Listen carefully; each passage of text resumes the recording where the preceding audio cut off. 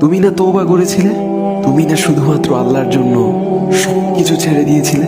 বুঝতে পেরেছিলে কোথায় তোমার আসল ঠিকানা? ভুলে গেছো? আবার কোন পাপ তোমায় গ্রাস করে নিল? তুমি তো সেই যে নিজের পাপের প্রতি অনুতপ্ত হয়ে সিজদায় পড়ে অঝরে কেঁদেছিলে। তাহলে আবার কেন দুনিয়ার ধোকায় পড়ে গেলে?